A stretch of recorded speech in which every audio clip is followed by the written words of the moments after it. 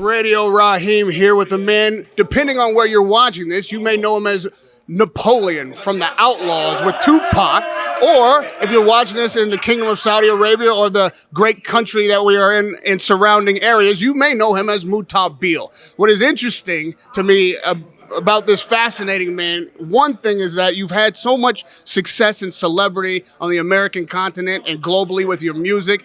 It seems like the kind of life that everybody wants, especially as a young man, and nobody would ever imagine walking away from. Talk to me about the moment when you decided that that life wasn't any longer going to be your life. What's going on, Radio Rahim? I appreciate finally having me on your show, Yes, bro. yes, Finally. yes. You know what I mean? Yes. You know, I accepted the religion of Islam 21 years ago. And that was the first, beginning of me changing and realized that I wanted to evolve more than music. You know what I mean? So eventually I walked away from the music industry. I moved to Saudi Arabia 12 years ago and been loving it. You know what I mean? Been loving it, bro. Now, I have to ask you about music because you're a legend and the times have moved forward. We are on the 50th anniversary of hip-hop, so we got to speak on the building blocks of this incredible art form. When it was your era, when that was your life, how did that time and the way musicians approached the art of hip-hop differ from today? I think, you know what I mean, from the outside looking in our time, we didn't really criminalize ourselves. You know what I mean? We was a little more wiser with the things we put in our music. I think the new artists would, shoot somebody and give the location in their rap, give the time in their rap. It seemed like they don't have anybody educating them. It seemed like they, you know what I mean? You see all these rappers getting killed, going to jail. I think they need to wise up. You know what I mean? I think they definitely need to wise up. And I think the record company also should be held accountable because they're making so much money for these record labels.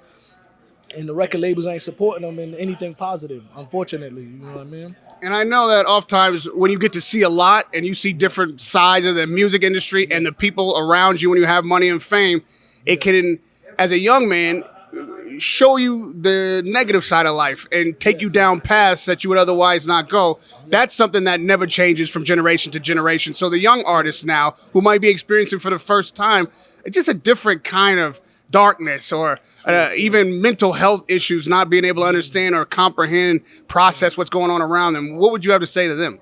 I think they have to realize that they got a chance to change their lives. You know what I mean? If you made it away from the streets, you should stick with that route. You should stick down that path. You know what I mean? You should know how to differentiate your talent, your entertainment in the streets, because the streets, you know what I mean, is always going to be two endings, either prison or death. You know what I mean? So I think the rappers is probably the only entertainment that the more we become famous or the more we become successful, the more street we want to prove.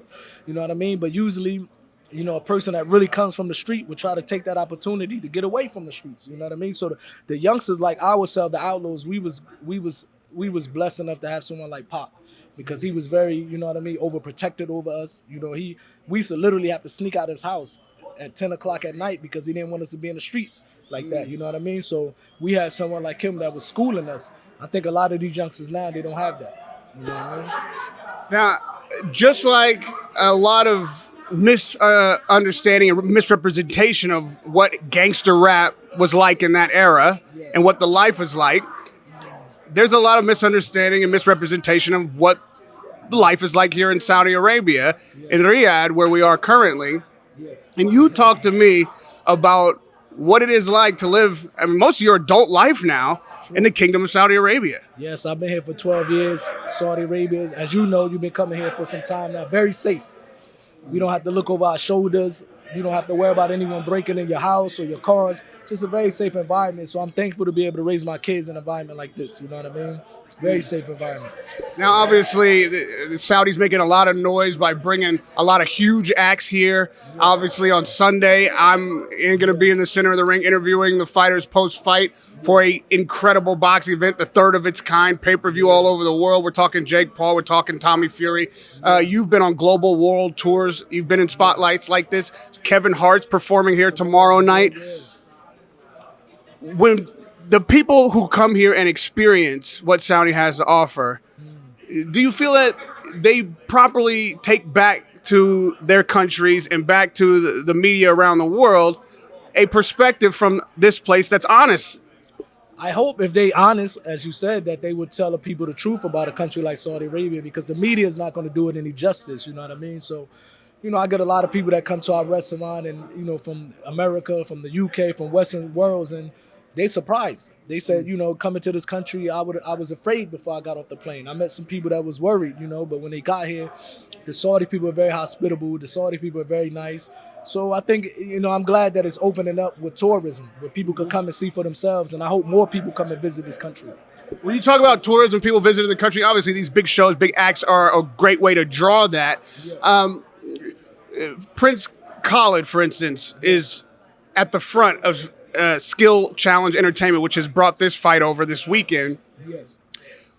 What can people anticipate and how they can expect to be treated if they show up in Saudi for these mega events? Well, Saudi, one, if you come, the culture of the Saudi people is that whenever they get guests, it been part of their culture for thousands of years. They protective, they hospitable. Shout out to Prince Khalid. He's a person that I've been knowing that from the years that I know him, always been just a good-hearted person, genuine person.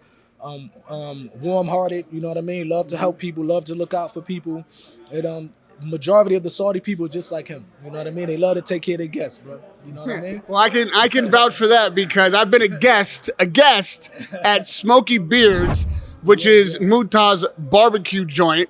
The best barbecue I've ever had anywhere in the world, period, point blank, not even a close second. And I'm a barbecue guy. I'm an American, and I've been all over the place. There's nothing that holds a candle to this. But the crazy thing is, I've never spent $1 there. You're going to have to pay. But I never spent $1 there because that's how hospitable this man is, not just to me, but to the guests that I bring. I can testify that is the culture here. They treat everybody like an honored guest, everybody, at every level. Shout out to Saud, Artan, Sonny, my partners. When they know Radio Rahim coming, they say, man, he can't take out his wallet, Now, when you go home and you encounter like all the people who, have yet to visit this place and the people that you grew up with and whatnot, what that experience like with having, two completely different worlds to relate to? I think now because of social media, people starting to see another side of Saudi that they perhaps wouldn't have been able to see if it wasn't for social media, if it wasn't for YouTube, Instagram, and stuff like that. They really getting to see, especially speaking about my family in general,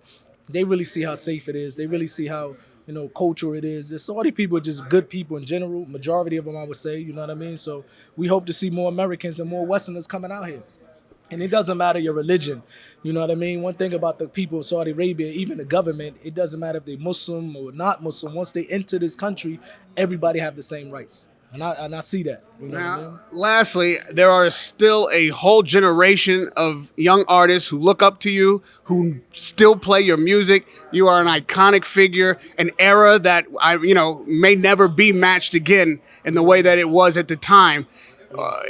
Are you going to bring entertainment here? Are you, if people are looking to connect with you, is that something that you're open to?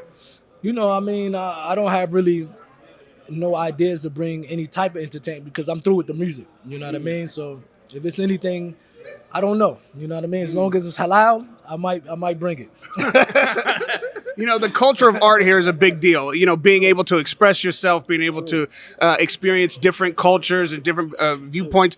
Just talk to me about watching the growth of that. You've been here 12 years. You must have watched this place develop. I watch it, you know what I mean? I seen it right under my eyes develop in so many ways. Majority of the population in Saudi, if I'm not mistaken, is 60 or 70% is youth, 30 years and under.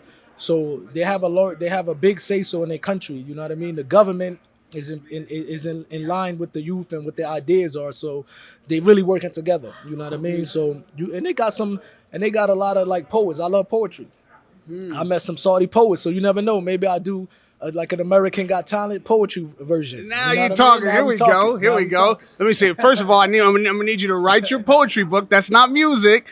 That's literature. You gotta tell the stories that are in your heart and are still in your head, because everybody that knows you and understands your music knows that you have many, many stories to tell, and you are a poet by nature. So it's always an honor and pleasure to talk to a friend of mine who I've known years and years and years, and never ever have I ever encountered this guy that was anything but love, beautiful energy, and delicious barbecue. Radio Rahim with Napoleon from the Outlaws, Mutah Beale from Saudi Arabia. Peace. All right.